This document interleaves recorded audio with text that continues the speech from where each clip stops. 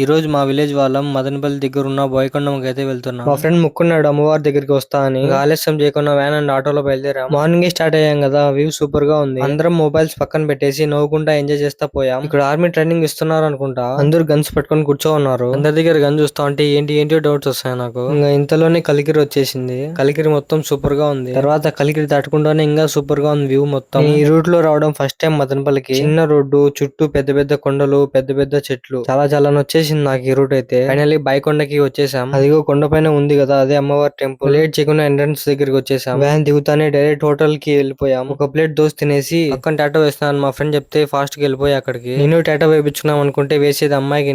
నేను వేయించుకున్నట్టే అనుకుని స్టెప్స్ దగ్గరికి వచ్చేసా. ఎవరెక్కడైనా పోనీ నేను మా ఫ్రెండ్ స్టెప్స్ ఎక్కుతున్నాం. స్టెప్స్ ఎక్కుతా అంటే తిరుమల వైపు వస్తుంది. సేమ్ తిరుమల వ్యూ ఎలా ఉంటుందో అలానే ఉంది ఇక్కడ కూడా. పైకి ఎక్కగానే మదనపల్లి వ్యూ మొత్తం కనిపిస్తుంది. నాకైతే పిచ్చి వచ్చింది ఈ వ్యూ అంతా. ఓకే కానీ ఇక్కడ నుంచి పడితే అంతే సంగతి. పైకి ఎక్కగానే పక్కన కోనేరు ఉంటది. బుయాలకి కోనేరులో కొత్త నీళ్ళు వదులుతున్నారు. అక్కడ చేతులు కాళ్ళు కడుక్కొని పక్కన టెంకాయ తీసుకొని మళ్ళీ కొద్దిగా స్టెప్స్ ఉన్నాయి, అవి ఎక్కడం స్టార్ట్ చేసాం. తర్వాత పక్కన టెంకాయ కొట్టుకొని లోపలికి వచ్చేసాం. మొబైల్ తీసుకువెళ్ళకూడదు గుళ్ళో కానీ చెకింగ్ చేస్తున్నారు. మొబైల్ ఇక్కడే పెట్టేసి దర్శనం చేసుకుని వచ్చేసా. పక్కన లడ్డు తీసుకుని సీదా రూమ్ కి వెళ్ళిపోయాం. అక్కడ వంట చేసుకుని తినేసి రిటర్న్ బయలుదేరేసాం. మొబైల్ గుళ్ళోకి అలో లేదని చెప్పా కదా, నేను దొంగతనంగా తీసుకువెళ్ళా. వీడియో చూడాలనుకుంటే యూట్యూబ్ లో పెడతా చూడండి.